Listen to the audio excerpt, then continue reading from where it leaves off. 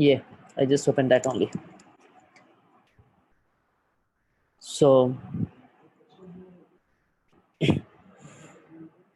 yeah, we were discussing about subsystem problem, and we discussed. So before this question, we discussed one very simple question, Fibonacci series, and we discussed what memoization is and what subset sum problem is. Before that, I would just like to give one like some information which is like which all of you should know. Like I was just discussing yesterday that the moment when you get placed in a particular company, they would offer you offer letter, right? And then they will mention you that what is your exact salary and what are the different components of the salary basically. So I just wanted to mention that if you are having two offer from two different companies, and of course one of the factor will be what the work will be going to do, what work you are going to choose actually in that particular organization, and what type of work it is, whether like whether it is interesting to you or not. Additionally, whether it is in demand, like market demand of that particular work is there or not. That is a second important factor. And one of the factors, money, that how much both the companies are paying.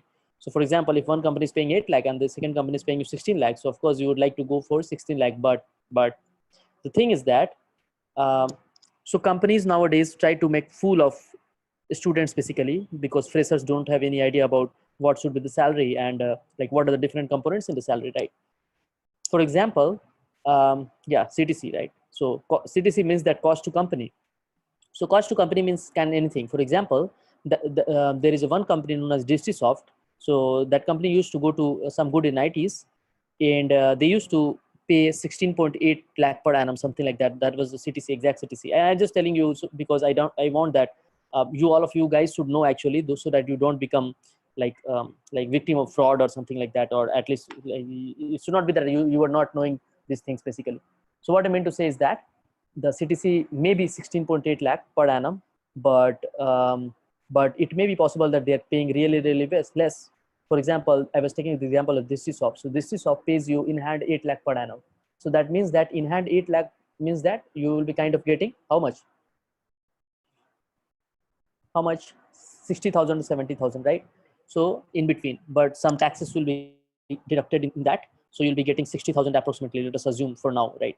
So if you're getting 16,000, then what about the 8 lakh, right? 8 lakh you got in hand. And then, so in that 8 lakh also, some money will be deducted for tax, some money will be deducted for your tax. You are not going to get it anyway. That will be of government's money now, right? And then you are having a part of that. You will be getting it will be like for your pension basically, the some amount of money from every month income will be deducted actually, and they will pay you after like at the age of 45 or 50 years old, right? So that is especially your money only, but still you are not going to get that money every month, right? So yeah, TDS also. So it will be deducted to 58,000 or something like that, or depending on how much company is deducted to from your salary, and then how much they are adding from their side, including from their side. But what about the 8 lakh? So I remember that this is of announced that they will be investing 8 lakhs on you. They are not they will not be providing you anything in your hand, right? So it will be kind of 4 lakh they will be providing in the office, like food and all, and 4 lakh they will be providing you, I think, some residential area or something like that, right? So 4 lakh in your office means that just for food, right, and other things. But some people may say that I don't want to invest 4 lakh just on food, right? Because 4 lakh on food, that means that 25,000 approximately, 30,000 approximately per month, right? So 30,000 per month just for 8 hours in office may not be justified for some people, right? So companies make like companies do this kind of tricks basically to increase the CTC, right? And then 4 lakh on your residential area. For example, if you're living in Gurgaon or Delhi, then I feel like for 1 BHK you will be hardly like you can get in 15,000, 20,000. That will not go beyond that, or even 25,000. That will be more than enough actually for 1 BHK room, at least five within 5 kilometers of office. So that may be tricky actually. So should be very, you need to be very careful in that. But this was not a very great example. Let us take the example of Microsoft, which claims that it pays 40 lakh rupees nowadays to some IITs and top NITs, right? So so previously Microsoft used to pay 25 or something like that, but now they claim that they pay 38 lakh per annum or 40 lakh, right? But that's also a fraud basically. Fraud in the sense that they do not pay you in hand basically. So they may pay you 17 lakh per in hand, 17 lakh in hand, or 13 to 14 lakh in hand, and then they will be saying that that you will be getting 20 lakh rupees in the span of 4 years basically. If you will be in the company for 4 years, regular 4 years, then only you will be getting 20 lakhs, otherwise not. And they will be including um, they will be including all those things in your CTC, and they will say that your CTC is 14 lakh, but actually your CTC is not 14 lakh, right? Because your CTC is, suppose that they are paying in hand 15 lakh per annum in hand, right? I mean, like that much you will get in your monthly account basis, right? So or whatever year. So they may say that it will span on 4 year, or you will get this much amount every year basically. So you should think in terms of what you are getting in hand salary and what you are getting every year basically, including bonus, right? So they may say that they are getting in hand, they are giving you in hand 15 lakh, and then they will be giving you bonus for 4 lakh or 5 lakh, let us say, or 3 lakh, whatever, right? So 15 plus 3 30, 80, 18 lakh, right? And then they will may say that now 20 lakhs you will get, but 20 lakh is not for 20 lakh will be for 4 years. So if every year you will be getting 4 to 5 lakhs. So that is how much? 18 plus 4, right? 22. So the actual CTC is 22 lakh only, but company here tried to make you fool actually by saying that they are providing 40 lakhs just to so you know why companies do this? The basic reason for the companies to do this, because they want to land in a particular college on the first day, very first day, so that they can good very good students basically, right? For example, in IIT Kharagpur, for example, if they will say that they are paying 40 lakh rupees, Microsoft is paying 40 lakh or 38 lakh, so they will they will get the slot on first day itself. And the first day means that all the like intelligent students will be there, right, from every branch. So they'll get good students basically. So that is the reason basically to do. And also for advertisement purpose, um, those who feel like these informations are not useful to you, you can just mention in the chat box. I'll just jump to our dynamic programming stuff actually basically. But I just wanted to make sure you know these things, right? So before accepting the offer and to say yes, before saying yes, actually you can just mention that, okay, like this is the like this is the actual yearly salary you are going to get it, right? Because you should calculate in that way. And also, if the salary difference, if you got salary from, if you got the offer from two companies and the salary difference is less than salary difference is less than 1 lakh, right? So for example, if you got you got offer letter from one company and they were providing to you that 8 lakh per annum, right? And the second company providing to you 9 lakh per annum, then the difference is only of 1 lakh, right? Since the money factor is not very much influenced in this particular case, since the difference is only 1 lakh, then you can think about the other factors. Okay, even if you are getting 1 lakh or 50,000 less in other company, and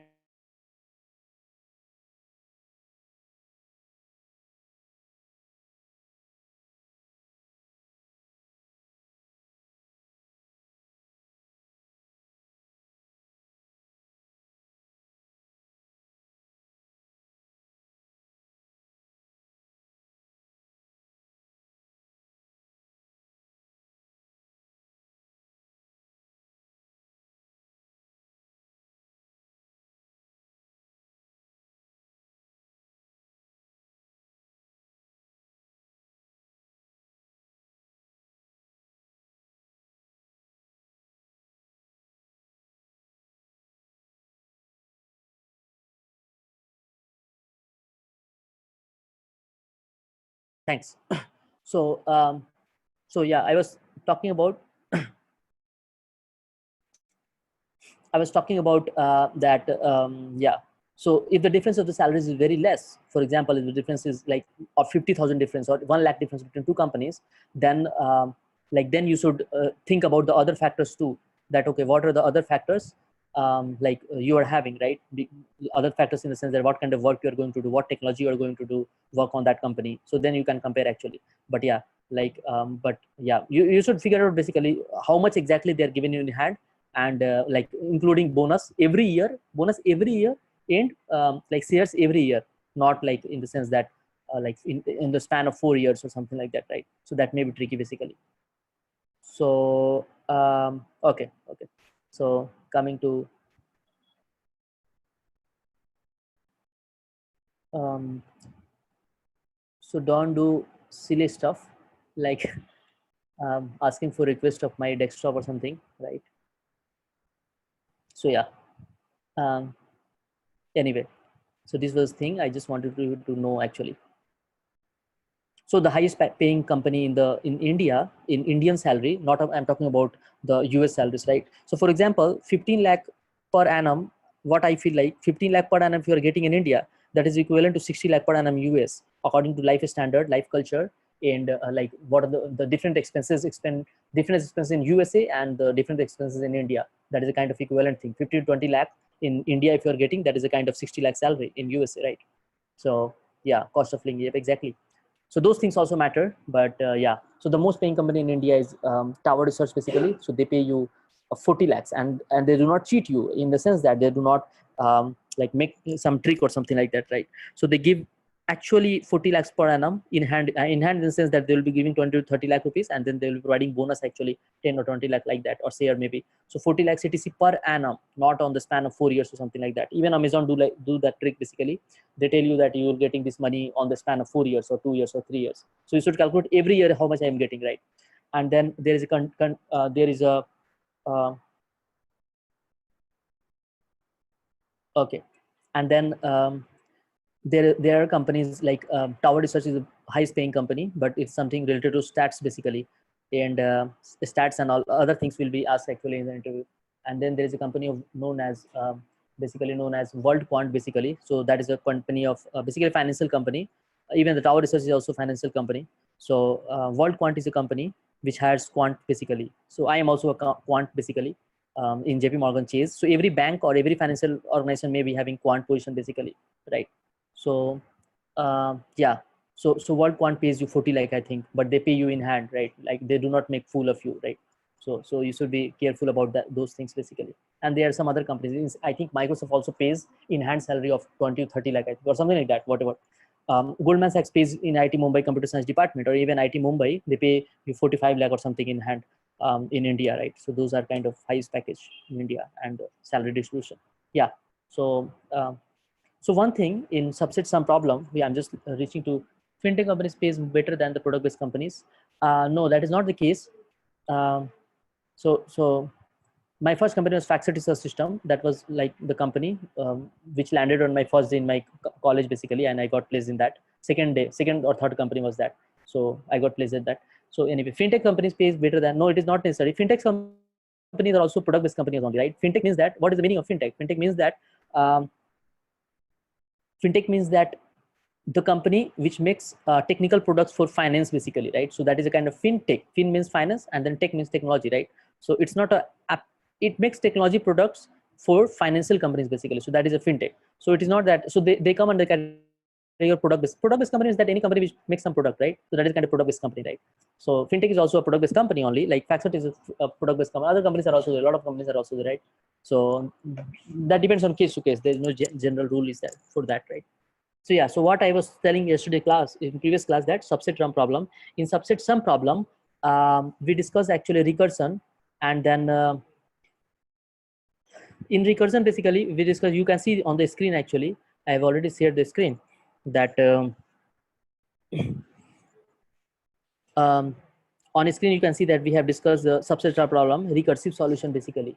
But this solution is like recursion, but we did not have do anything related to memoization, right? You remember memoization stuff? That was a very, very important concept in dynamic programming category, basically dynamic programming problems. So the moment you write some recursive solution, you have to memorize it actually. If you're not memorizing it, the time complexity will be exponential. And now I will give you a glimpse actually, because most of you know already why I'm saying this. So I'll give you a glimpse that why it is like exponential time complexity, right? So for example, in this problem, you remember the last session, what I was mentioning to you, that you have to make a recursive solution, right? Recursive, you have to write a recursive expression. And if you are able to write the correct recursive expression, and you know the base cases a little bit, then you are done with the question. You have already solved the problem. So even if you are not able to write the bottom up approach for a particular question, then also you can just write the recursive expression, and then you can just code the recursive expression in the form of recursive solution, and then you can do the memoization. Memoization in recursive solution is very, very easy thing, right? For example, in this case, let me do memoization. What will the memoization? Can anyone tell? Please comment actually. I just want you to hear from all you guys. Please comment in the chat box that what will the memoization done in this particular function. The function which you can see on my screen is bool is subset function, and then we had kind of we have written the recursive solution, right? So can you please mention in chat box at least some hint? I just want to hear from you guys that what will be the exact basically what will be the exact thing for memoization in this question, right? I want to just add memoization. What should I do, right? Anyone, please comment in the chat box that what should be the memoization in this particular solution. Like what I should do if I want to write the memoization, if I want to apply memoization in this concept in this solution, basically, right? I've written, see line number 90 and 91 and 93. I've written the base cases, and then just I have copied the recursive expression which I have written, like return subset array I minus 1. We are talking about the ith element, and then sum. That means that we have not included the ith option, and then in this the second one we have included the ith option, so sum minus array, right? Save the sum of subsets. Someone has commented, thank you first for comment. Actually, save the sum of subsets, not the sum of subsets, basically. So you're true actually in that sense, but it is not sum here. We are not doing any kind of sum here, right? We are kind of doing the reverse. If you have to reach, so Ganesh, if you have to reach a particular element, let us say n, the value of n is 10. So there is two ways. Either you can keep on increasing from 0 and then you reach up to n, or 10, or you can keep on decreasing from 10 and then you reach to 0. So we are using the returning approach, basically. So you see, we are calling this function with the help of n, actually, whatever the target, with the help of sum, basically, right? And then we are keep subtracting from that sum the different elements of the array, right? So we are kind of going from n to 0, basically, right? So we are subtracting, basically. Yeah. So another person, so another person mentioned that memset array true. That's fine, but Dhananjay just mentioned that please sir make a one array, and then yeah, that's true, absolutely, but that's just a kind of first step in the memoization process. He's saying that make an array actually of ERR named as ERR, and just make all the elements of that array as true.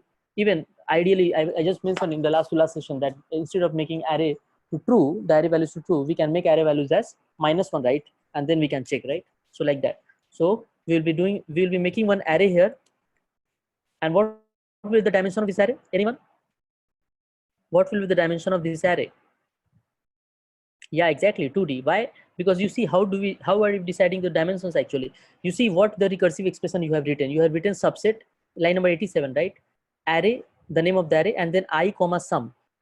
So array is constant for always in the expression. So this cannot be a dimension. Only dimension will be the thing which is changing, basically, right? So you can see that we are having I actually, which will change, and then sum, which will change, right? So this is a 2-dimension, right? Yeah. So we'll be making an array actually of 2-dimension, and it will be, the size will be n and sum, right? And then we will we will initialize this array as all value as -1, right? All value as -1. And then what you can do here is that you can keep on calculating and you can keep on fixing always, right? So see, what I'm trying to say is that the moment you are returning, that means that you have calculated a particular value, right? So you save also when you are returning. So what will be the answer? Array, and then so like this, right? And here it will be I for whatever this function is being called. Line number 91, you see we have called this function for I and sum, right? So it means that for I and sum we have calculated the answer. So you do like this, and before calculating actually you just try to figure it out whether you have already calculated or not. So you write one more if condition, array, and then I sum is not equal to -1, right? Array I sum is not equal to -1, then return like that, right? If you have already calculated it, then return it, and if you have not calculated, then try to calculate it. So this was the recursive solution, like with memoization, basically. You cannot write a recursive solution, you have to do memoization always, right? So this was the kind of which approach? Top-down approach, right? Memoization approach. Now we will go towards the one more thing. Why we have to do memoization? I'm just going to tell you in 1 to 2 minutes. So you see, if you not memorize it, what will happen? If you try to figure it out, you will see that for a particular I and sum, actually, it may be possible that it is calculating again. I will show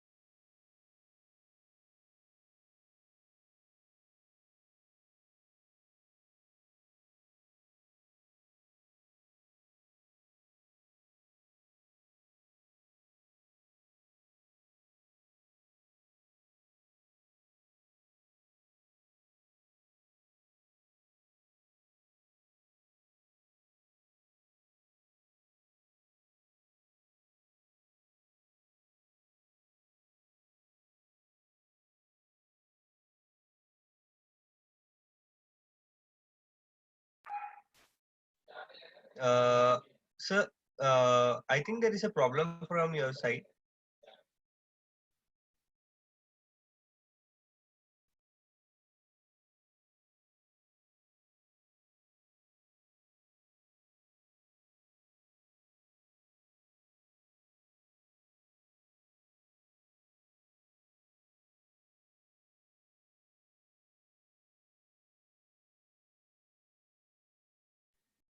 Sir, I have made you Yeah, the host again. Now it should not be a problem. thanks. Yeah, yeah. So, yeah. So electricity went actually. I'm just using my hotspot. So yeah. So if you're facing any issue, sir, I can make you host as well. But for now, I think it should work fine. Okay. Thanks. So yeah. Um. So where I was, yeah. So I was telling you that.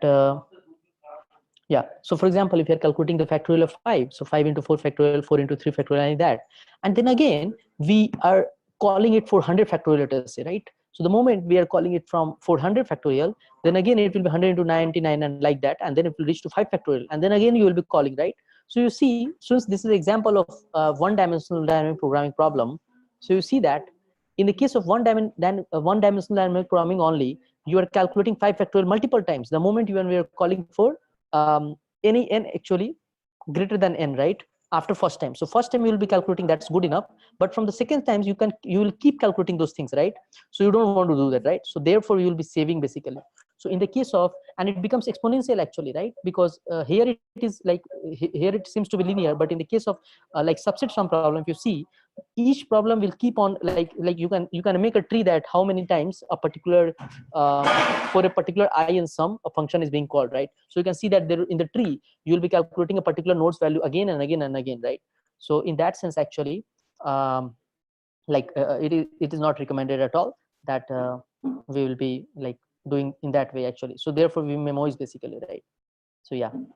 So what I was trying to tell is that this was a top-down approach, but we should also know how to write the bottom-up approach because that is important. Additionally, people say that it's little. Sir, sorry to interrupt. Uh-huh. Guys, whoever is turning on their videos, this is my last warning. Please turn off your videos. Nippu Kumar and Aditi, please turn off your videos. This is the second time I'm watching.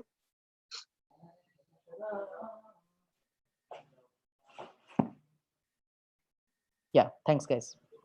So yeah, so as mentioning that so people say that in subset sum problem, um, subset problem, people say that not only subset sum problem, in a generic dynamic programming, people say that it is little bit difficult to write bottom up approach than writing top down approach basically. But if you'll practice actually a little bit more, then you'll feel like both the approaches are easy. For one kind of problem it may be that you will feel comfortable to write the bottom up approach, and for other type of problem it may be possible that you are feeling comfortable to write top down approach, right? So both the way, it depends case to case basically, which you feel easy or difficult, and also it depends person to person and the thinking way actually, right?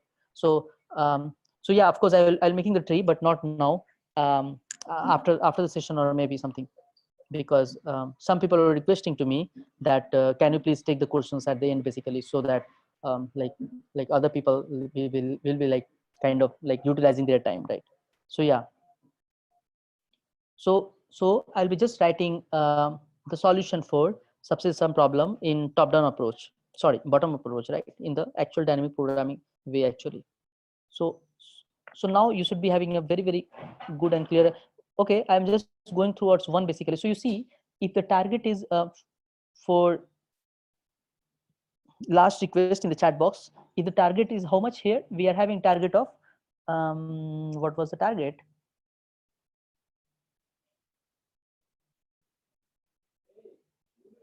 Seems like yeah, sum is 13, right? And then we are having this array, right? So for example, how we'll be calling, you will be calling this function actually, the function on line number present on line number 95 as sum is equals to 13, and the array is given on line number 77. So you see, for first one it will be 7, sorry, I will be 7 how many elements are there? 7, and then sum will be 13, and then array you are passing, right? So in the first iteration, how you will be calling, you will be calling subset, array will be array only, 6. So you see in the first iteration, I'm just giving you a hint how to make tree. Basically you can make it, that is not a very big deal. I'm just naming it as S actually for a particular, so you'll be calling 6 comma 13 or S 6 comma, right, sum minus that element, right? So that element means that seventh element, right? So in that notation actually we should have written I minus 1 basically, right? Because the index starts from 0, so therefore the last element, so 7, right? So sum यानी 13 minus 13 में से 7 गया 6 हुआ, right? तो यहाँ पे 6 होगा, ठीक है। अब देखो, अब इस 613 जो है वो फिर it will be calling few different one, right? So for example what I mean to say is that it will be calling S613 in itself will call something, right? So let's see how what it is calling. So again the 613 will call two functions basically, two calls basically, right? One call will be 5 comma 13 only, and one call will be how much? Tell. One call will be 5 comma how much? 13 minus again this element basically, right? The fifth element, right? So fifth element will be kind of 6. So fifth element will be this one, 5, right? So 6 actually, right? Yeah. So it will be 6 basically. So 13 minus 6 is equal to how much? 7, right? So like that, and then this will call in again, right? And then S6 comma 6 will call what? It will call S6 comma 6. So this function which I'm highlighting, this will call 5 comma 6 and then 5 comma this current element, right? So 5 comma 6 element basically, so 0 or something like that, right? So in this example you don't see any repeating call, but the moment you will keep on expanding 513 and 57, you may see that there will be kind of a repetition of function calls. So that's the kind of thing which is like taking a lot of time. So that is how you can make the tree. You can make a tree on yourself only, because it's not something like, it's a trivial thing. You can just try to make it, you will be able to make it, right? And then you can observe for a particular array and number, basically it may be possible that you are making repeated calls a lot of time, right? So yeah, just heading towards the solution, which will be kind of bottom up approach. So similarly, if you say that you are able to understand the bottom up approach clearly, then you see then you should be able to write the, so here I'm writing bottom up approach. You should be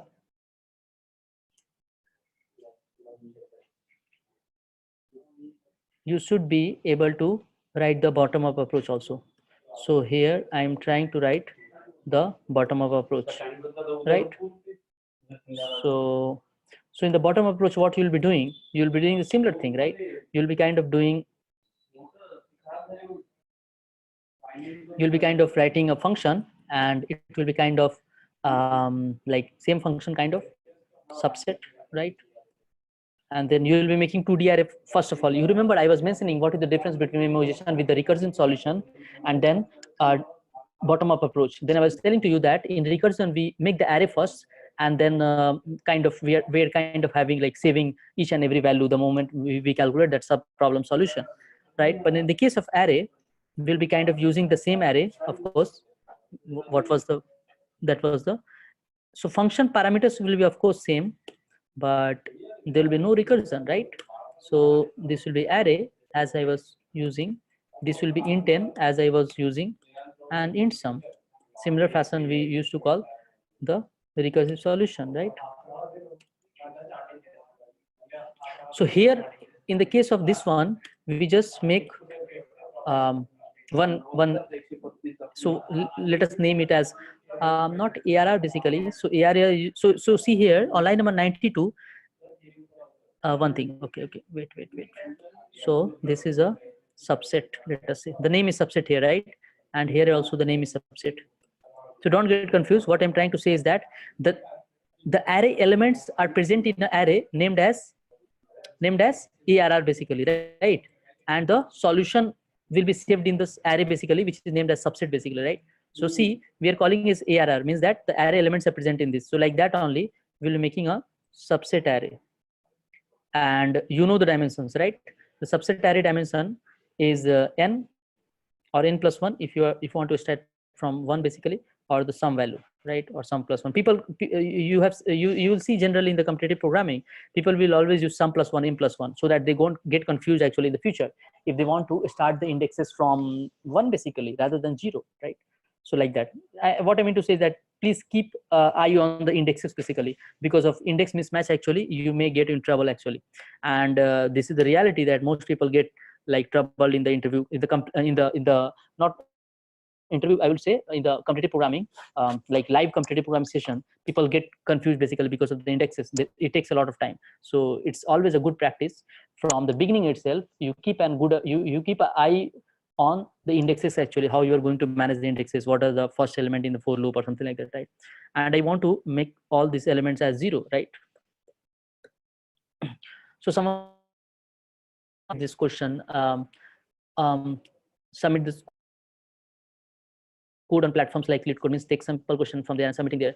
I would just like to say that I have done this in previous session, and also I've done this in last session also. I have just taken the simple example and I submitted the question solution actually on the LeetCode, and that was correct also. It was get submitted, right? So you can go, you can try once first of all, and if you face any problem, then please contact to me, right?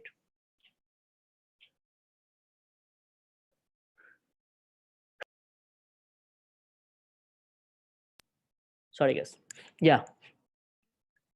Sorry. So yeah, so what we'll be doing in the case of dynamic bottom down approach, bottom up approach, we'll making one array, basically two-dimensional array, since this question belongs to a two-dimensional problem. And then so the moment I'm writing 0 here means that 0, every element is 0, right? Or like that. The default value depends on your convention actually, what convention you would like to take, and you can make accordingly, right? So yeah. And then you have to now feed the base cases. So in the case of recursion, you just mentioned few base cases, right?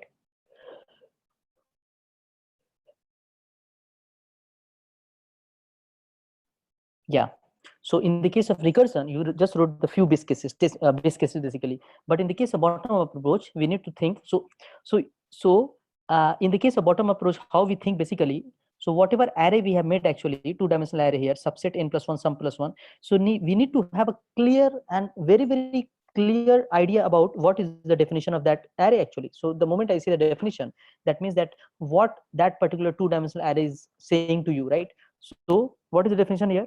This particular subset array definition is that for a particular n, or this index stands for the ith index, up to ith index basically, and this stands for up to sum basically, whatever the exact sum is there. So for example, what I mean to say is that if someone is saying that what is the meaning of the, so each will be a value, right? Like the moment I mention that subset I and j, right? So this will give you exact value, right? Like 5, 6 or whatever value it is, right? So what is the definition of subset ij is that, can anyone please tell in the chat box what is the definition, exact definition? This is very interesting. And the moment you got this concept, basically you got this idea that before writing a two-dimensional array in the case of bottom-up approach, you should be defining a particular,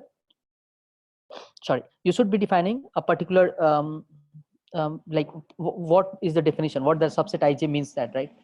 Okay, so in this particular one, you see what that subset ij means. That subset ij tells you that, so it will be returning some value, right? And the value will be boolean value, right? It will be either true or false, ठीक है? या तो वो true return करेगा या false return करेगा, ठीक है? तो इसका मतलब ये है कि हमारा जो array था, जो हमारे array element, जिसमें elements थे सारे हमारे, ठीक है?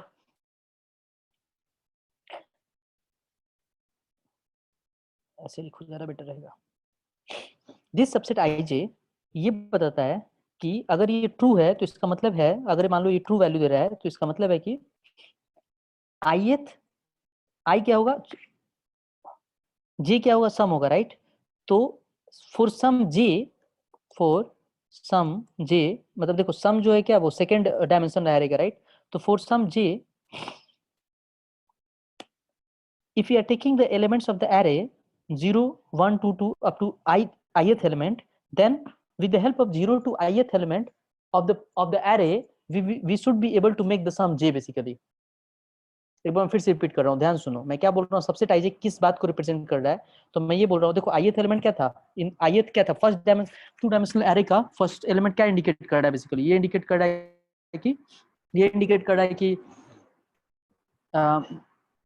फर्स्ट डायमेंशन ये इंडिकेट कर रहा है कि कितने एलिमेंट्स अभी तक लिए हैं, मतलब वो इंडेक्स बताएगा एलिमेंट वाले एरे का ERR एरे का इंडेक्स बताएगा। सेकंड वाला जो डायमेंशन है जे, वो ये बताएगा कि कौन से सम की बात कर रहे हो आप, ठीक है, और ये ट्रू या फॉल्स रिटर्न कर देगा। Just wait, I got my broadband connection back, so I'm switching my internet connection.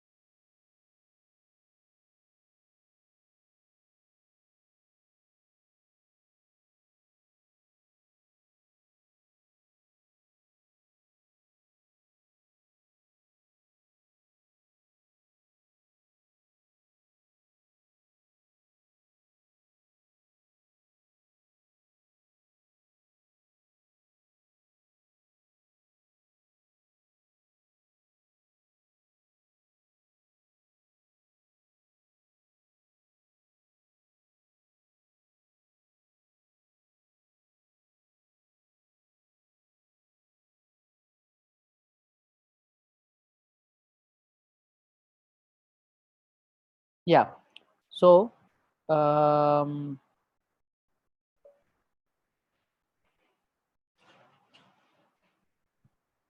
so what I was trying to say is that that particular subset ij, I का value letter से 10 है और j का value letter से 5 है letter से, right. तो सम for some later से कि j is equals to 5, right, and then i the value of i is 10। तो मैं ये बोलने की 10 मतलब, क्योंकि एरे में एलिमेंट्स कितने हैं 7 तक है, ठीक है, तो लेटर से 6 लेते हैं। तो मैं ये बोलना चाह रहा हूँ कि सम ij का मतलब ये हुआ, अगर ये 2 रिटर्न कर रहा है तो इसका मतलब है कि 5 सम बनाने के लिए अगर हम लोग 0 से 6 एलिमेंट तक के एरे में 0 से 6 एलिमेंट तक के एरे को 0 से 6 इंडेक्स तक अगर हम एरे को यूज करें तो हम 5 सम को बना सकते हैं।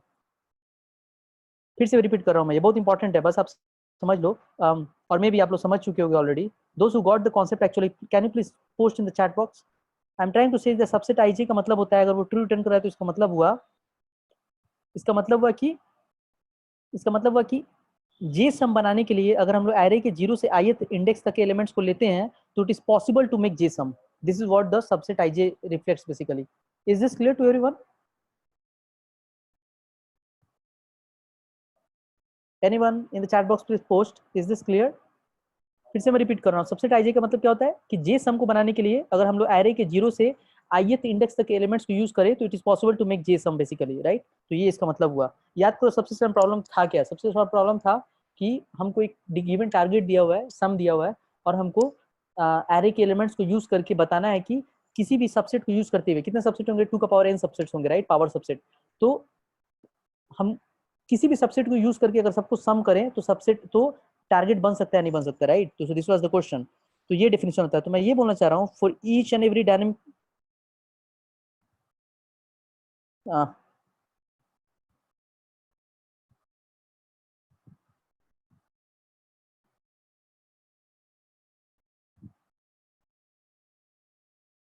is it breaking for everyone? Like, are you all cannot hear me? Sir लेकिन कोई so someone is asking question that sir लेकिन कोई सबसेट 0 से लेकर i तक नहीं बल्कि 2 से i तक लेना है तो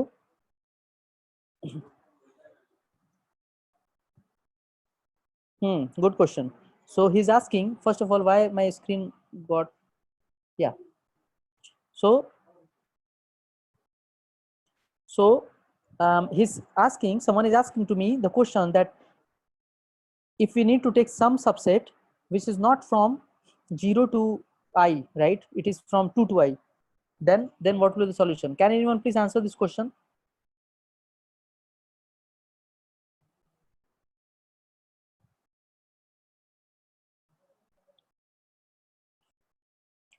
No one? Okay.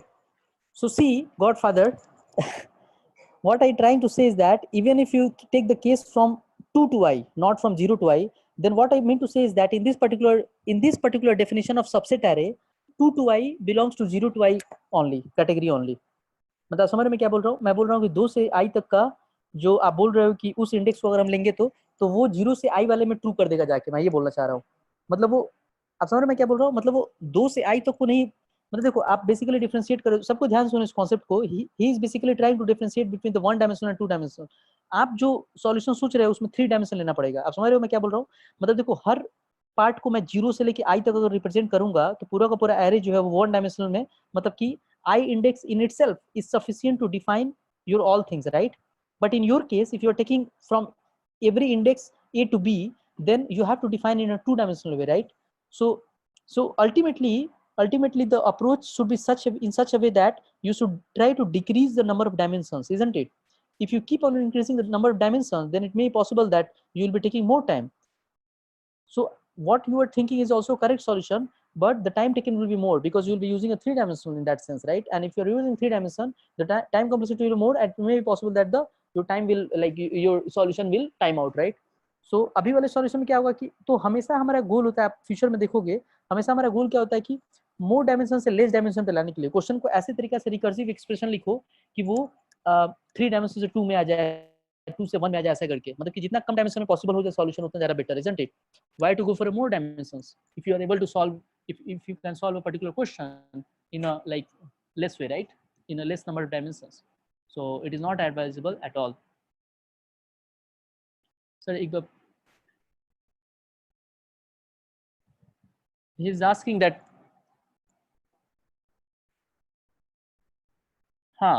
for bottom up approach, of course little bit I will do that because I know that it is little difficult actually for initially to understand this thing.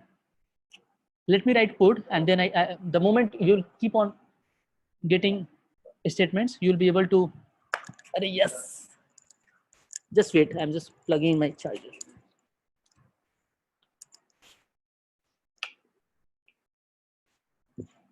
Yeah, so what I'm trying to say is that just go through me in this lecture actually.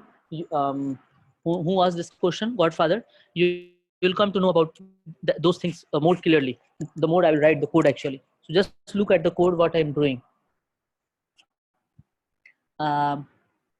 So for simplicity purpose, I'm just changing the dimensions, or maybe you can do in that way also.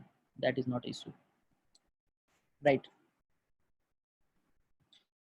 तो देखो base case क्या होगा?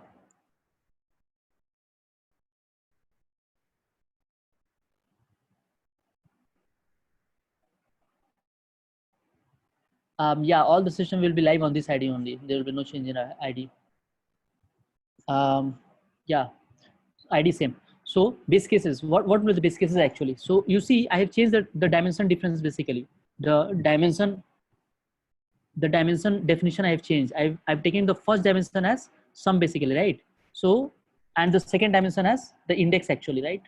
So I'm writing as ji. So can you please someone tell me the base cases, because writing base cases is a very important thing actually in dynamic programming. तो base cases का मतलब क्या हुआ कि अगर j का value 0 होगा तो फिर सबसेट 0i का वैल्यू क्या होगा? What I mean to say is that if we fix the value of subset 0, ऐसे करके ना जीपी में हम लोग को ऐसे करके सोचना पड़ता है बेस केसेस के लिए 0 और लेटर से i, तो इसका वैल्यू क्या होगा? आप खुद सोचो. Can anyone please comment in the chat box what I am trying to say is that. अब देखो इस सबसेट 0 और i का मतलब क्या हुआ? मतलब बताओ. मतलब कि अगर हम लोग को 0 सम बनाना है तो हम लोग कितने एलिमेंट को यूज कर बना सकते हैं? Can anyone please tell. We have to make some 0.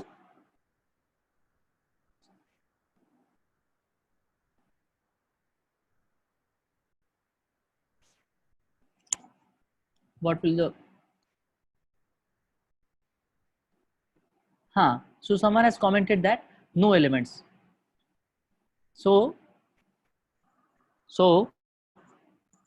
everything will be true, isn't it?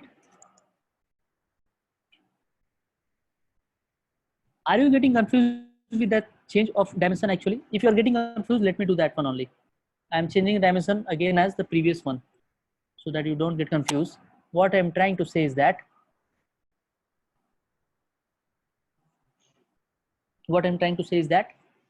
पहला जो इंडेक्स है वो ith एलिमेंट को रिप्रेजेंट करेगा, ठीक है, मतलब कि i और j को रिप्रेजेंट करेगा, ठीक है।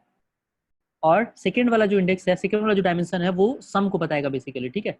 तो अब देखो, चलो इसी क्वेश्चन को ऐसे लिखेंगे, राइट। तो मैं ये बोलना चाह रहा हूँ कि हमको सम 0 बनाना है और एलिमेंट को यूज करना है, कितने भी एलिमेंट को आप यूज कर सकते हो, लेट से ith एलिमेंट तक यूज कर सकते हो। तो अगर सम 0 बनाना है तो क्या करेंगे हम लोग, I will, oh yeah, thanks Tawasai, because I was not knowing that someone is present from the South India side. Yeah, sorry for that. And yeah, thanks for the message that you are there. Yeah, so what I was trying to say is that we are having two dimension, and what I'm trying to say, the first dimension indicates that in the array, in the given array, up to how much indexes you are taking. So for example, on line number 109, we are taking the indexes up to ith element, right, from given array, and this j reflects that this j reflects that the sum actually for which we are targeting, right. So we want to take help from the given array, from which index to which index, from 0th index to ith index, and then we want to make some j, right. So whether this is possible or not. So now come to line number 111. So what I'm trying to say is that if you take the elements up to ith index and then you want to make a sum known as 0, called as 0, the value is 0, then you can make it, right, because you will not take any element and the sum will be 0. So it is always possible, basically, always possible, right, because if you want to make sum 0, then don't take anything only, then the sum will be 0, right. So it is always possible. So therefore I have marked the value as true. So that means that you have to, so for all I, basically this all value will be true. So you have to run a loop, basically. Are you getting my point, what I'm trying to say? You will run a loop, basically, right. Int I is equals to 0. You should not, yeah, you should say I is equals to 0, and then I is equals to whatever, till whatever index it is, right. So it is present up to n, right. So you mark it as n and then plus I, and then subset I is equals to 0, right. So for all the I, if the j is 0, then the value will be true, right. So another base case. So these are the base cases. Writing base cases are very important, very important thing in dynamic programming problem, especially for the bottom, even for top down approach also it is very important, right. So now I am going to write it as j actually. So j is equals to 0, j is less than sum and plus j. So now what I'm writing is that subset, what will be the value of subset where first index is 0 and the second element is j? Can anyone tell what will be the value? So come to the definition first. So what definition of subset 0 comma j says? So the subset 0 comma j says that we want to make some j, but we don't want to use any index, any element of the array actually, right, isn't it? So what is the definition of subset? So the definition of subset is that we want to make some 0, we want to make some how much, 0, right. But sorry, not the sum 0, we want to make the sum j actually. So j can be 0, 1, 2 like that, right. But the thing is that we cannot use any element of the array, isn't it? So the value should be false, right. Yes, the value should be false. Anyone who did not get this concept? मैं ये बोलना चाह रहा हूँ कि subset 0 comma j का मतलब हुआ कि हम लोग को j सम बनाना है, लेकिन एलिमेंट के एरे के एलिमेंट को यूज नहीं करना है, right. we cannot use any element of the array actually, because the value of I is 0 itself, right. So this means that from 0 to 0, but we are starting the indexes from 1 basically, or we can check that.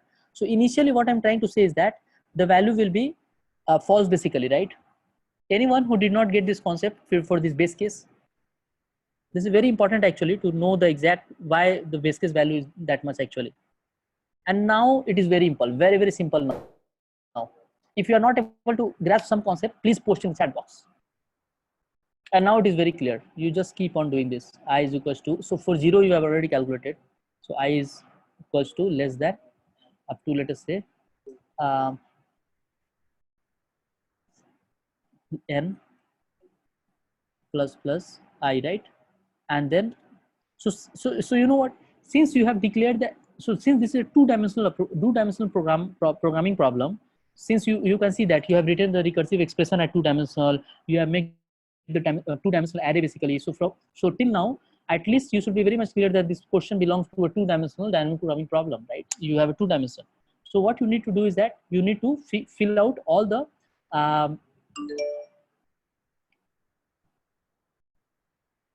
So you need to fill out all the basically values in the subset array. So you know what will be the answer? Can anyone please tell in the chat box that what will be the final answer? So answer will be very simple. Final answer will be what? Subset nm, n sum. So what I mean to say is that, so the value of subset in the first dimension we will write n, and in the second dimension we will write sum, will be our answer, isn't it? Because subset n sum, so let me write what I'm saying. So what I'm saying is that subset n sum will be our answer. Subset n sum, right? This will be our answer. Why this will be our answer? Because with the help of using nth element, it means that from 0th element to nth element, it means that you have using all elements, right? And then whether you are able to make sum or not. So this particular definition, so the value of subset n sum, which will be either true or false, will be giving whether it is possible to make a particular given sum with the help of a subset of a array or not, right? So this will be given, this will give our final answer. So just we need to calculate this final answer actually, right? So so we'll make, so since we need to populate all the two-dimensional values actually in the two-dimensional array, so we'll be taking we will need to run populate. So we'll be running two loops basically, right? As simple as this actually, the same way. J is equals to 1, and then j will go up to sum, isn't it? Right? And then plus j. And then now one more thing. Now you see in the recursive solution what you have done. You have checked that I was just mentioning in the last class that if a particular element of the array is more than the sum, then it is very clear that you cannot take that element, isn't it? Because that element itself is greater than sum basically. So what I'm trying to say is that if you want to make target as 13, let us say, and if you're having some element in the array which the value of that element is 50, let us say. So you cannot include, that is very crystal clear, isn't it? Because the value of that element itself is greater than the sum. So if you'll include that element, you'll not be like, you'll be always more than the sum, isn't it? So therefore, so one more thing. So this particular index, so this particular for loop, what does it indicate? It indicates I. So what I indicates? It indicates ith element, till ith element, isn't it?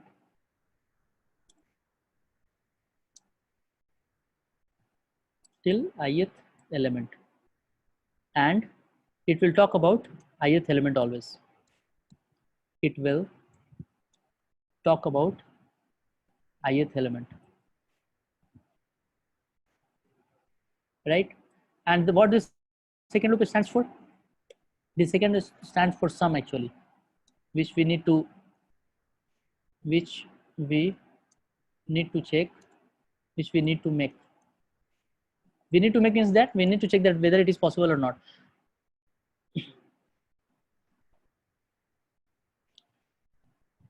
So Arjun, you can after this class actually you can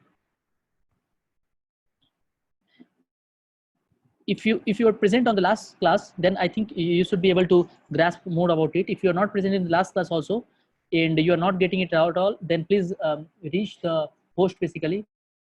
So he will be coordinator basically. So he will be able to give you the recorded lecture. So you will get that. Don't worry. You will get the recorded lecture of that.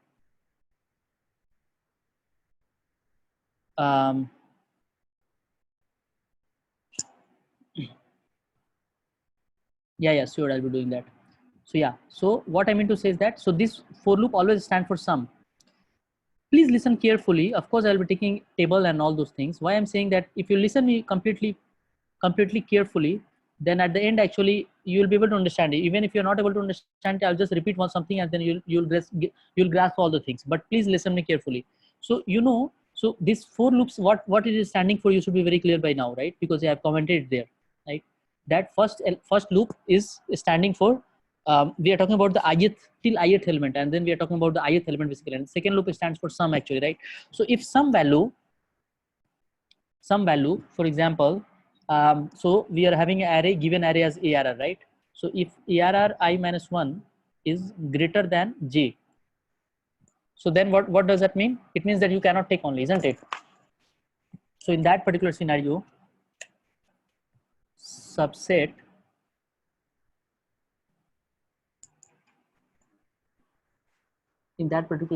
subset ij, right? So what will be the value? Can anyone please tell? what will be the value of subset in this particular if condition, if this if condition becomes true. So what I'm trying to say is that if a particular element of the array is greater than the provided sum, then that means that subset ij value will be what? Tell. This is very easy. Okay, no problem. I'll just iterate through one example basically. But for now, what I'm trying to say is that it will be just the value of upper row basically. Right? I minus 1j. So what I meant to say is that what is the definition of I minus 1j? You remember the definition of I minus 1j is that you are taking till I minus 1th element and then you are trying to make the sum of j. Why? Because you are not able to make the sum with the help of ith element, because the value of array I minus 1, which is ith element basically, is greater than j, right? So yeah, exactly, excluding the element. If you are not able to include the ith element, then that means that you cannot include it. So whatever answer you are being calculated previously, that will be the only answer. So subset ij will be subset I minus 1j. So remember this case, if you see the recursive solution on line number 99, you can see that this is exactly same as this one actually, that you cannot include it basically, this one. And you see, this is what I have written it here. Here also it should be I minus 1 basically, right? So excluding the element, this is the case of excluding element. If you remember my previous session, like a recursive solution, so that was the case, right? If this condition is not true, right, else you can just copy paste it, and you can just do the change, right? Because what I'm trying to say is that in that particular scenario you need to subtract it. So what I'm trying to say is that subset ij, what will the value of subset ij? Subset ij will be subset, and then since you can take this value now, you can include this value. So here I will comment it as exclude this value, exclude ith element, right? And here it will be include ith element. So if you want to include ith element, so what will be the value? So surely you are going to have the value as or in that or condition basically, right? So you'll write it here as subset I minus 1 j or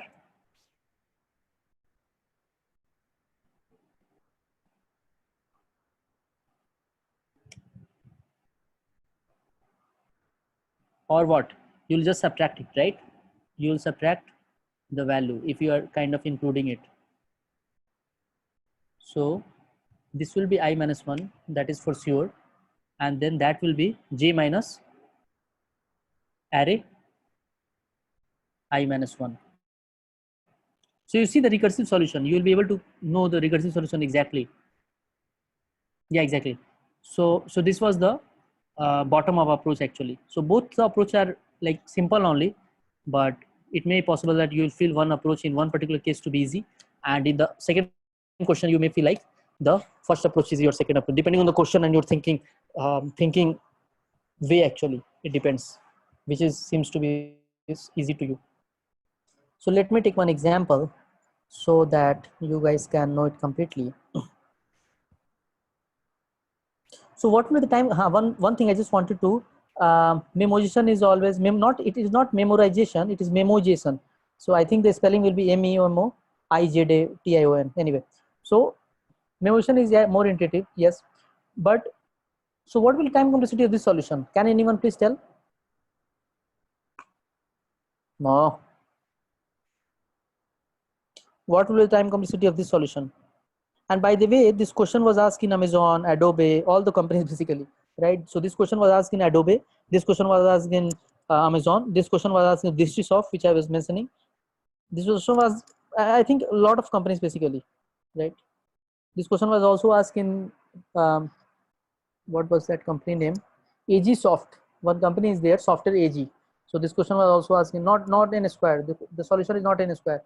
They are two dimensional, it does not mean it's always n square, right? So just see that what is the value of n in this question. So it will be n into sum, right? The time complexity will be n into sum. Yeah. Why n into sum? Because you are filling two-dimensional array, right? So that is for sure that it is going to be two-dimensional, something into something, right? And then you are trying that first value is n and the second value is sum. So therefore into n into sum.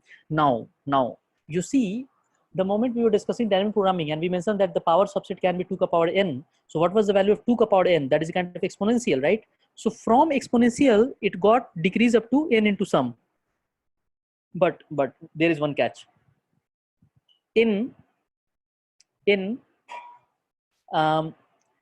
case of C++ or for even other languages, so as far as I remember, in the case of C++, you cannot make an array of more than 10 to the power 9.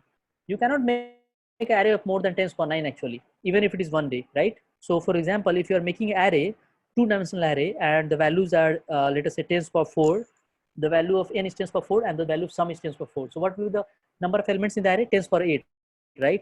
So this will, I think, will be accepted if you declare it as global variable, right?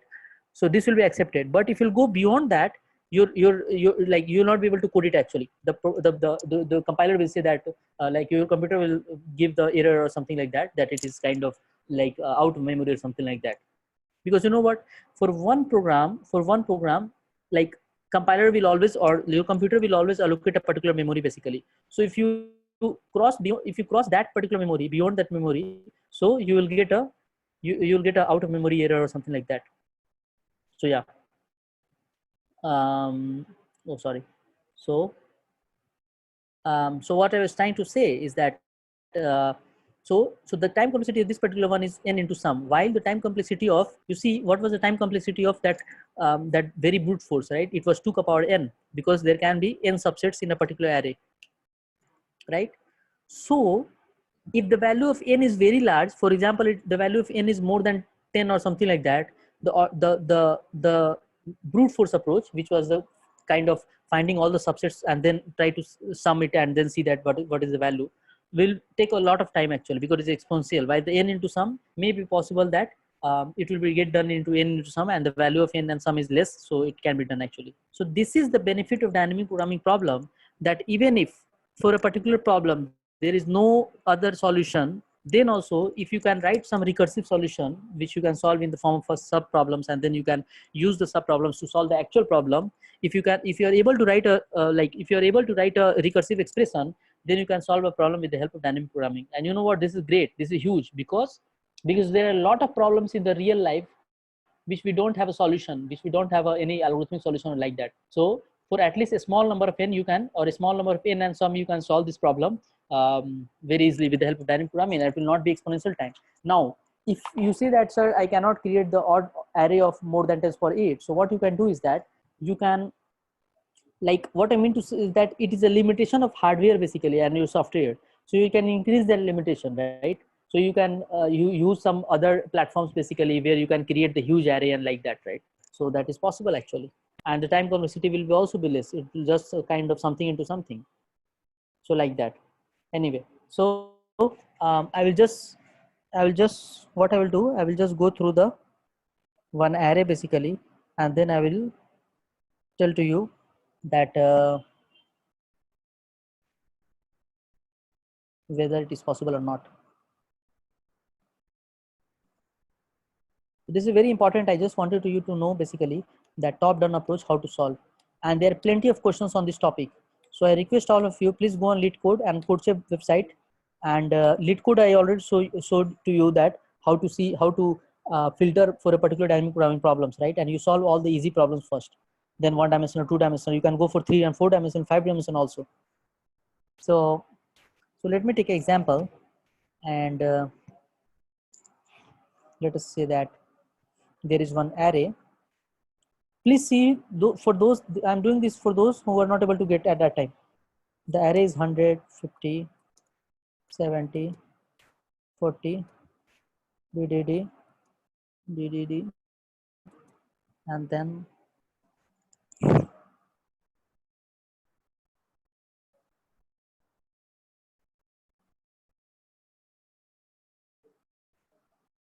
so let us say we are having this array, right? This is having how many elements? 7 elements, right? So let me take us for a small example, 5 only, right? So what is the value of n? So the value of n is 5, and let us say we want to check for some 9, let us say, right? So we want to make some 9 with the help of any of the subset of this array, basically, right? So now you see, I'm just making one array. So there will be so coming, this was the problem, right? Now coming to solution.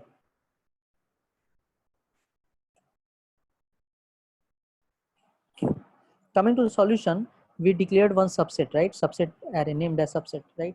And it was n plus 1. So n plus 1 means that 6, and sum plus 1, this means that 10, right? This was the bool subset declared by us.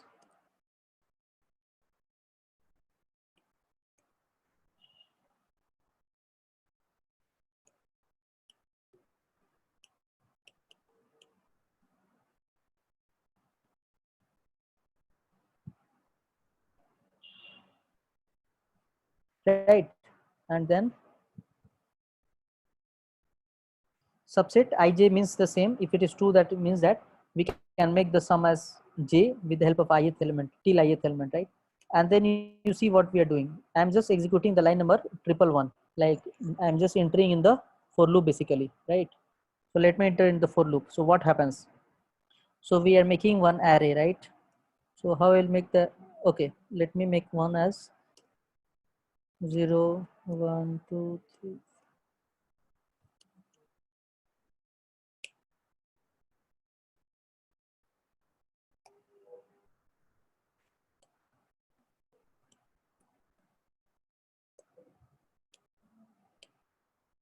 Right? Like that. So what will be the value of 0? So you see, we just declared some base cases there, right? So subset I0 is true. So whatever may be the value, so for 0th column, all the values will be 1. True means 1, right? So this value is true. In case of any doubt, please ask at that moment only. Right? And in the case of 0th row, basically, all the values will be false. You see, line number 112, we have declared false value. So the value of false means that 0. Right? So this is the value. Now we will start filling a array actually, right? So you see, the line number 114 starts from I is equals to 1, right? So we will be filling the ith row and 1th row. So line number 131, right? So this row will be filled actually, right? And you see, in the second loop, for j is equals to 1, so this means that we are at j is equals to 1, and it says that if array I is how much? Array is 1, so array 0 is greater than j. So what is the value of j at this moment? So this is the j, right? And this is the I, right? So this is the I. I'm just trying to make like that only, something like that.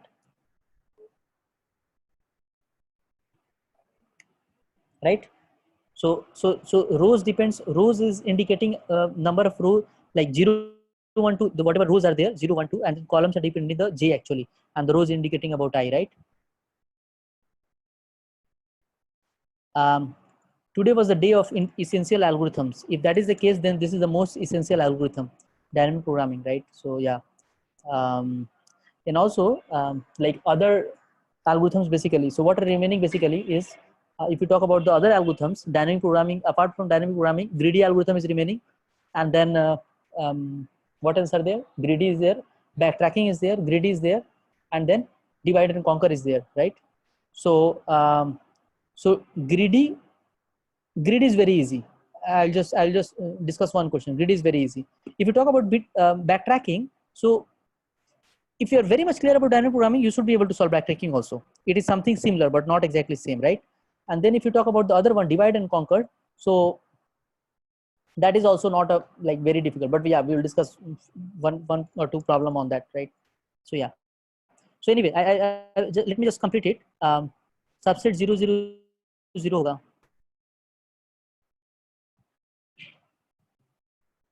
So someone has commented in the chat box that subset 0, 0.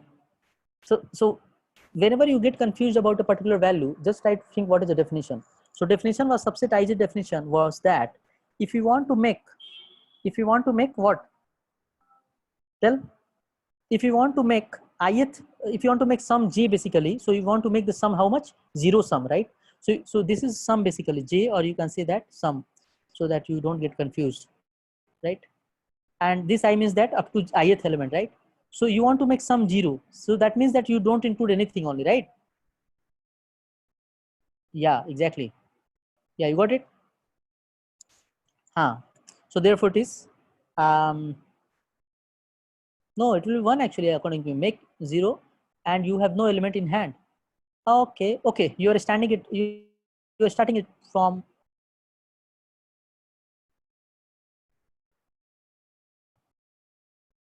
true actually. You are right actually. Why? Because we are starting this, we have started coding the solution from 1th index. So all of you, what he's trying to say is that he's right basically. So we need to make it here actually. Subset. Whenever you get a confusion in a particular value, you just try to think about a definition. What was the definition, right? So the definition was whether you can make a value 0, sum 0 with the help of 0 elements, right? So you cannot make the value like you cannot make with the help of 0 elements. No, but wait, you can make or not with the help of 0th element.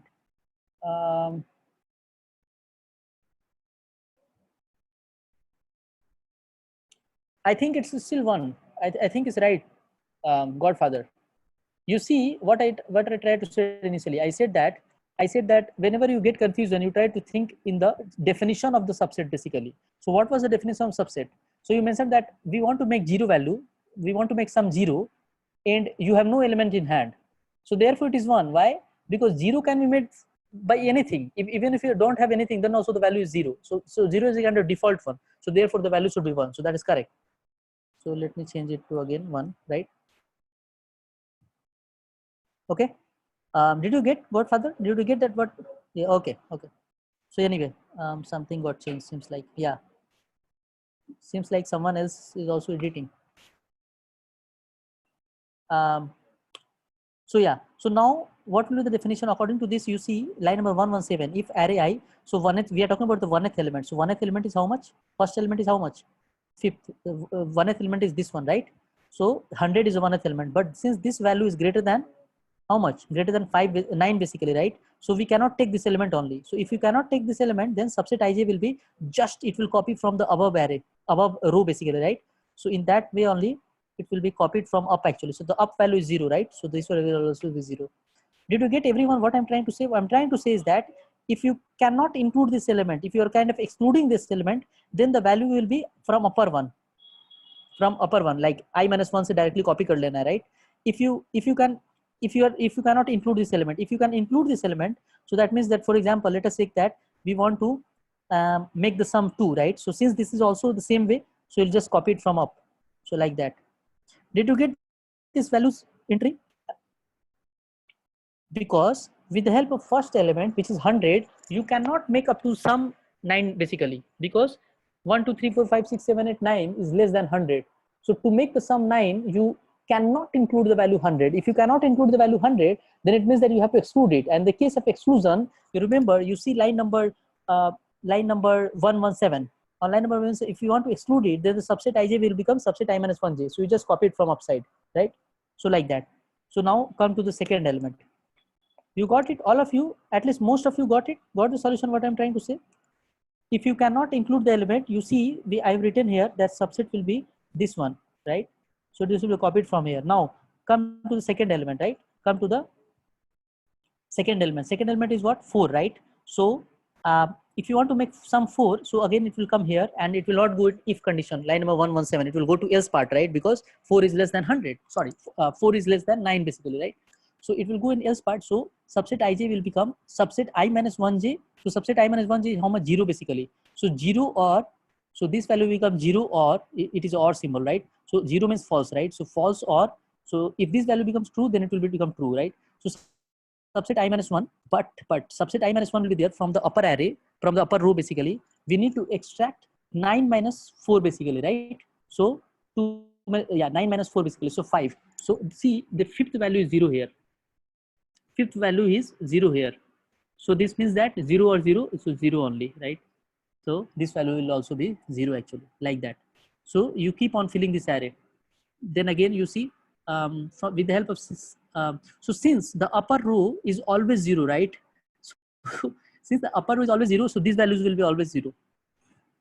So you need to think once more with the help of second element whether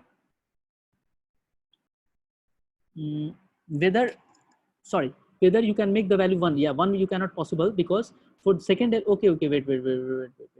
So what I said, so I'm just repeating, please hear it carefully. What sum, yeah, exactly, I just want to make sure that, so what exactly is the sum now? So sum is 1. So don't think that sum is always 9 actually. I'm repeating it again, so that you don't get confused. I'm saying that for each step, don't think that sum is always 9.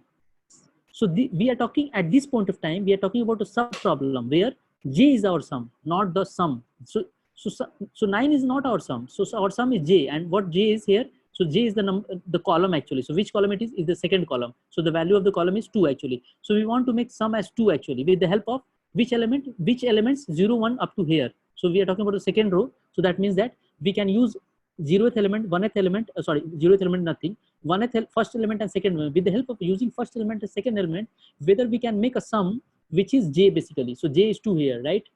Everyone got the solution? What I'm trying to say here, we are trying to solve a particular sub problem and not the complete problem, right? So particular sub problem is what? With the help of first element and second element, we want to solve to get the sum as j actually, and j is 2. So with the help of first and second element, so first element is 100, so forget about this. Second element is 10, 4, right? So with the help of 4, you can get the solution. No, why? Because 4 is still greater than 2. We want to make the sum as 2, right? So it will also cannot be made actually. So this will be also 0. Again, since we are having second element, first element and second element as 100 and 4, so minimum is 4, right? So these all values will be 0 up to here, up to 3 actually. But in the case of 4, now we see the sub problem is that we want to make the sum as 4, right?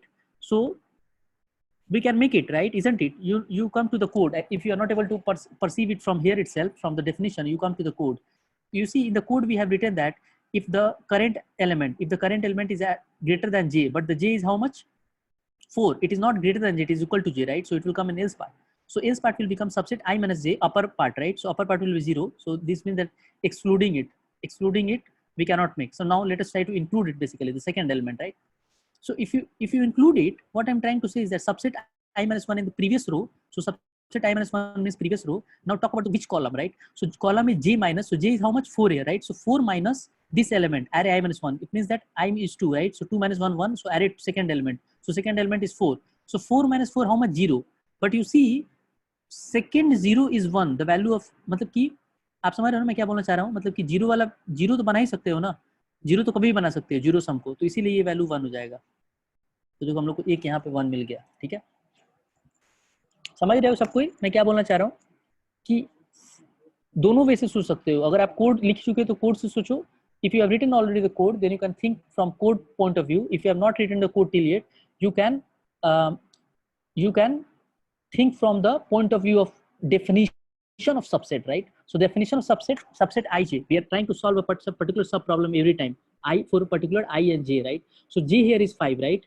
And then I here is 2. So with the help of first and second element, whether we can make a sum equal to 5 or not, right? So what we will do, we will take whether we can include the second element or not. If we can include the second element, then this will be responsible, this term. If we can exclude the second element, then this term is responsible. But you know what, the first element is 100. So with the help of first element, you cannot make it, right? But sorry, with the help of second element is 4, right? So this will be, this statement means that upper value, exactly a row up, right? So this is 0 only. So 0 or false, or you can keep on doing this, right? So j is 5, 5 minus second element, and this value is 4, right? So 5 minus 4 1, right? So yani ki upper row mein hum, so we have to look in upper row 1th index, right? So upper row 1th index is 0, so this means that 0. So 0 or 0 0, sorry, 0 or 0 0, false or false false. Again, so this will also be upper value is 0, and then 6 minus 4, so 2, and the 2 is also 0. Second index in upper row is also 0, so this will be also 0, right? Then 7 upper row value is 0, in the same column upper row 0, so 0 or, and then in the upper row we will check 7 minus 4, so 3, so that is also 0, so 0. Then 8 minus 4, that is also 0, so 0. And then 9 minus 4, 5, fifth index in the upper row, so that is also 0, so 0, like that, right? And then again come to the third element. Now the third element 40, right? So forget about including this element, because we cannot include this element, because 40 is always greater than whatever j is there, 1 2 3 4 5 6 7 8 9. So here now you talk about the second value, value of the expression, like I minus 1, j minus array I minus 1. So in the upper row you just need to check about one more thing here. You just need to check about j is how much. J is 2, right? So since it will come in the category of if condition only, it will not reach up to else only. So if condition will be there. So since this element, that is 40, is greater than j, that is 1 2 3 4 5 6 7 8 9, so you just need to copy it from the upper row basically, right? So keep on copying upper row. So 0 0, oh sorry, 0 0 0 1 0 0 0 0 0, right? And like that. So again, fourth element is 5566. Again the same will happen, and it will fall in the if condition, that you cannot include this element, you have to always exclude this element. If you have to always exclude this element, you just copy it from upper one. So you copy it up from upper one,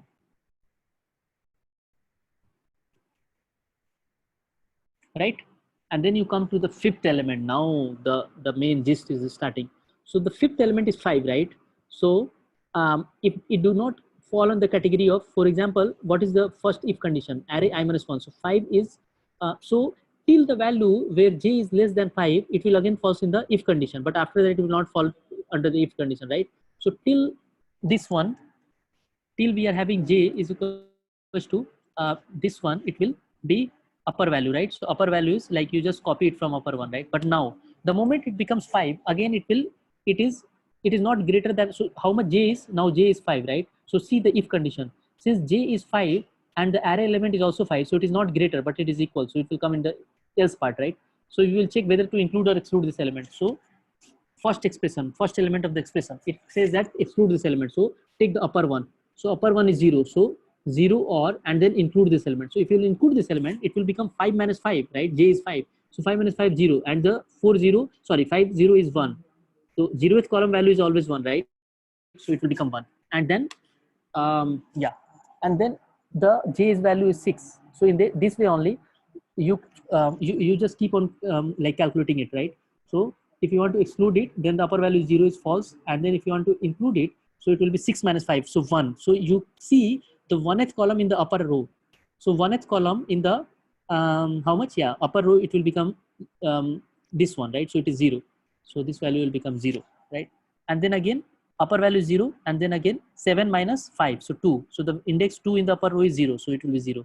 Then 8 minus 5, right? So upper row 8 minus 5 and 3, third index in the upper row is 0, so it will become 0. But 9 minus 5, right? J minus 5, 4. So you see fourth column in the upper row, so it will become 1, so 1. So now the value of subset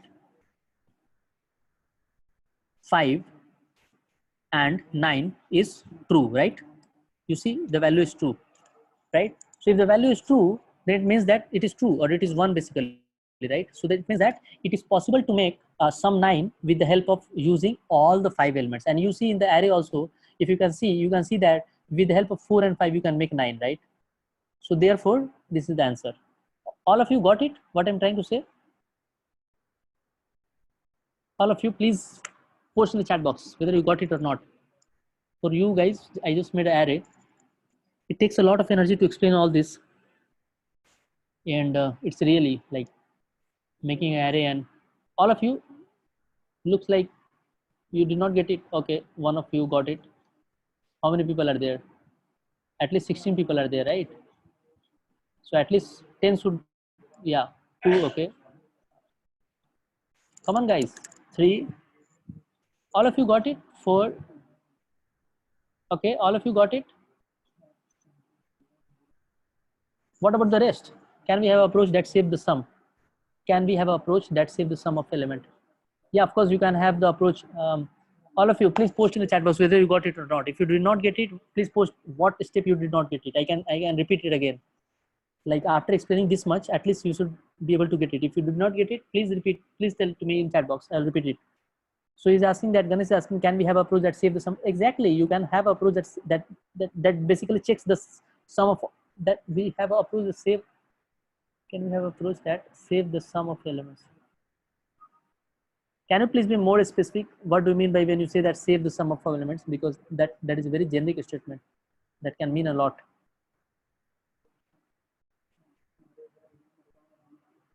Please post in the chat box what you mean when you say that as the place of 1 we can put 4.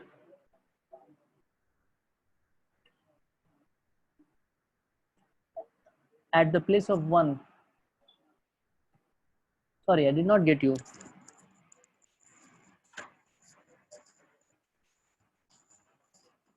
Maybe I did not get you what you were trying to ask basically. Anyway, so I believe that at least 20 to 35% people should got the gist actually what I'm trying to say. So this is the way actually to solve every question. So there are two kinds of DP problem basically. So in this problem you see you are kind of having a bottom up approach, and how the array is like filling. So array is filling in this way. You see I'm telling you very important concept. Array is like doing in this way, like zeroth row completed, then first row, second row, like that. Are you getting my point? Like horizontally it is trying to fill the array actually. Now there may be some question in which you need to fill the array in vertical approach. Like you will fill the 0th column first, then first column, like that. It depends on the problem actually, and depends on your definition of the two-dimensional array. What, for example, if you are having some question two-dimensional, it depends on what the definition of your two-dimensional array, that whether you will be filling either horizontally or vertically, right? So that may be a different type of question. So yeah, this problem I discussed, just wanted to discuss it. And apart from this, any other question, any other general question you are having? So a lot of questions are there on dynamic programming. So this was one of them. Another question will be ED distance problem. That is also a very famous problem. You may try to solve.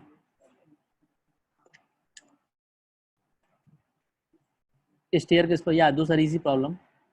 Yeah, staircase problem also. ED distance problem. What else?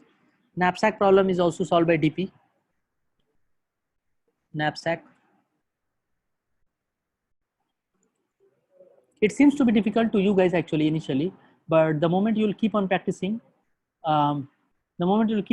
these questions basically, those of you who think that you did not able to get the whole gist of this question basically, or you are not able to get how the tables are filling, you contemplate on this question basically. You keep on thinking about the solution, that how it is working. After few hours or after few days basically, you will come to know, and you'll feel very happy the moment you'll understand that, okay, how we are doing this. So where can we find the same type of problems? So you mean subset sum problem, or you mean this tag problem, dynamic programming? If you mean dynamic programming, you can search LeetCode basically. On LeetCode, I just showed yesterday, I'm just showing now also. You can go on LeetCode and like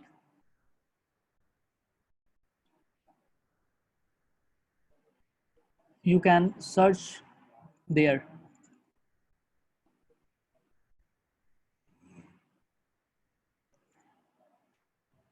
Yeah, see, I'm just showing you. You can just come in the tags option. All of you, I believe you can see my screen, and then you can type dynamic programming, right? So all the dynamic programmings are here now. You see the tag here shows the dynamic programming, all the dynamic programming. So easy, so difficulty easy, right? Medium. So you solve all easy problem, then medium problem. The more you practice, the more you become perfect. It's a fun actually to solve all this question basically if you are having time. So like, don't take it as, if you're not able to solve a problem, don't take it as something ego hurt or something like that, right? Keep on trying to solve the problem. Now one more thing, the more in this question only, I just want to mention that, okay, you know, if you carefully go through the solution, you'll realize that we do not need to have all the rows of the array every time. You see how we are populating a particular row. We are populating with the help of the previous row, isn't it? All of you agree what I'm trying to say? I'm trying to say is that we are populating a particular row with the help of upper row, right? Agree? Yep. So what I'm trying to say, you do not need to have all this complete matrix basically, or two-dimensional array. So of course, for understanding purpose, you should have like you should have done by with the help of like all the rows. But the more you advance, actually, you can realize that you do not need to have complete all the rows in a particular this problem. Actually, you are creating all every row with the help of upper row, and the final solution depends on only the last row, right?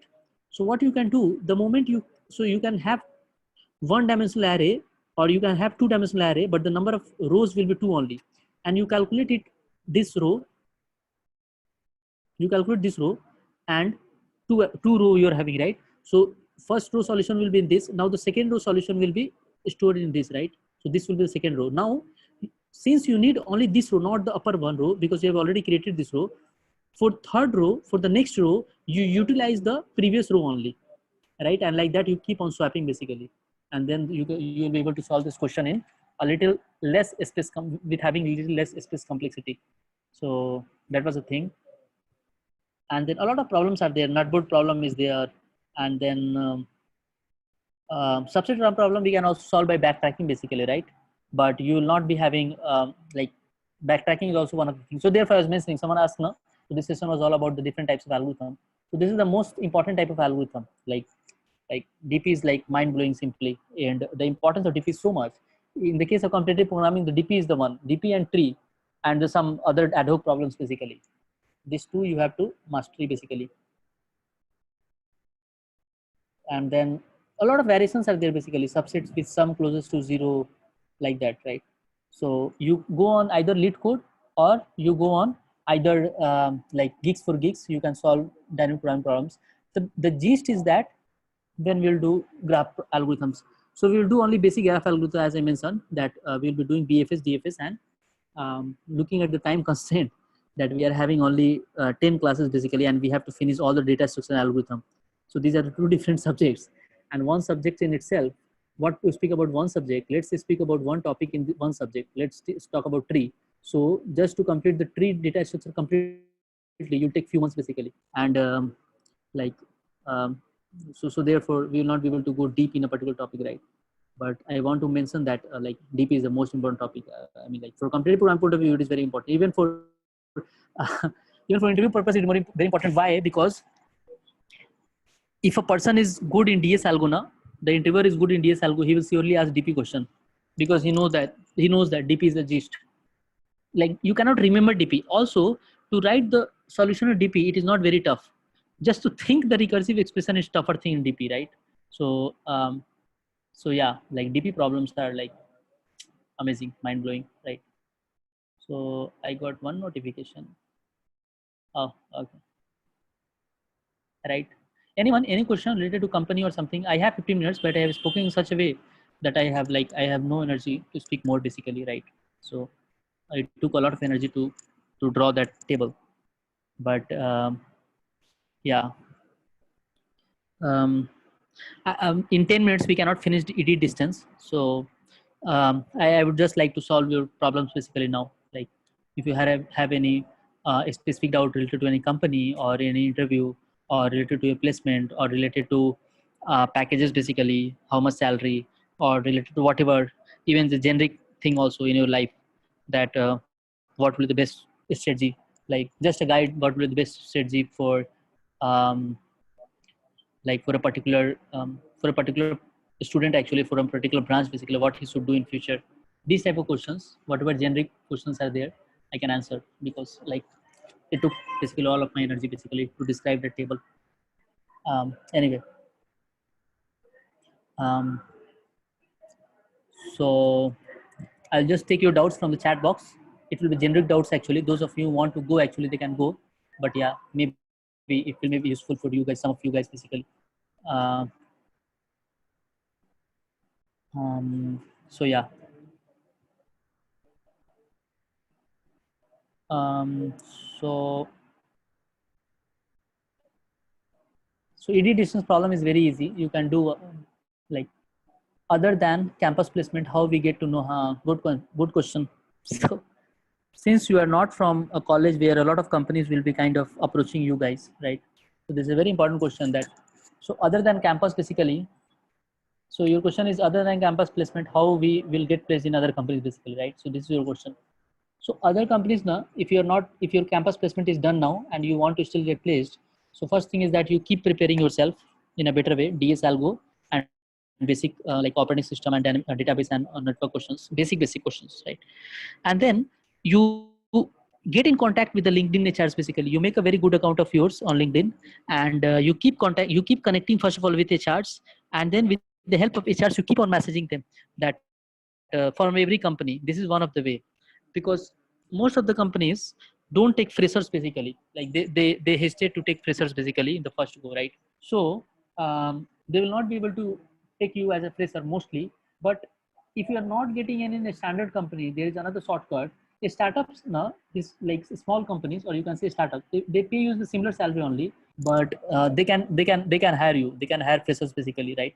So you keep in contact with them, with freshers, with HRs basically on LinkedIn. This is one of the way. You post your resume on Naukri website, right? So that is second way. Consultancy guys will may land you up in the interview basically. So the main problem is that you don't get interviews only. If you get interviews, you'll certainly, if you'll give 10 rounds, 10 interviews, you'll crack one of them, right? So you need to post your resume on LinkedIn, yeah, HR's contact on LinkedIn, and then a lot of HR contact on LinkedIn. If you message, this is the ratio. If you message 1,000 HRs on LinkedIn, only 4 or 5 or 10 of them will reply back that, okay, please send me a resume, we want to take your interview.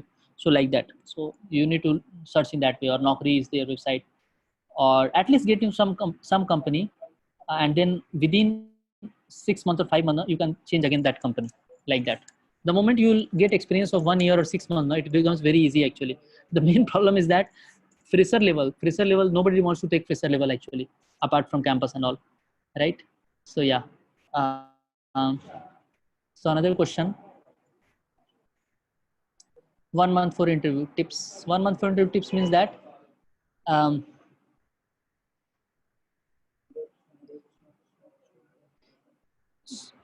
solve company specific problems. Are you getting my point? Like, 1,000 things, but the company will ask you 10 questions only. So try to see those questions which has been already asked on that company. Search their Geeks for Geek portal, like in Geeks, for example, if you're preparing for Oracle, right? So solve all Oracle problems. Try to get contact with those students who are already get placed in Oracle, or who are already working in Oracle, and try to get gist that what questions the company will ask, and try to figure it out if Oracle have visited recently in other college. This is one of the very important trick which you should know. For example, if you are going to, if Oracle is about to come in your college, then you can figure it out in what other colleges Oracle have visited recently. You can try to figure it out what are the questions asked in that particular college. It most probably, there is a very good chance that they will repeat the questions, some of the questions. So like that, you can do some technique and tips, right? Yeah. So I'm a beginner in computer program. Can you give some advice related to this? So to excel in competitive programming, keep on solving basically. Don't lose hope. So I will not tell you a lot of things actually. I will just tell that one thing. Don't lose hope. Keep on practicing. That's it. This is the only, this is the best advice someone can give you in case of competitive programming in one line. Don't lose hope. Keep practicing. And in terms of materials and all, on Coursera, you will get a lot of materials basically. Try to practice topic wise. For example, if you're learning dynamic programming at this moment, so try to solve all the dynamic programming present on CodeChef, right? As much as you can. Try to solve at least 200 problems on LeetCode, Geeks for Geeks, or CodeChef, Codeforces, like that. So then you will become very good in dynamic programming, and then you can shift to another topic, and like that you can keep on enhancing your knowledge, right? So that is the best thing. Good certificates are necessary for placement on DS algo will work fine. good certificates are necessary. No, it is not necessary for placement. DS algo will work fine. Yeah, DS algo will work fine. DS algo will work fine. Absolutely.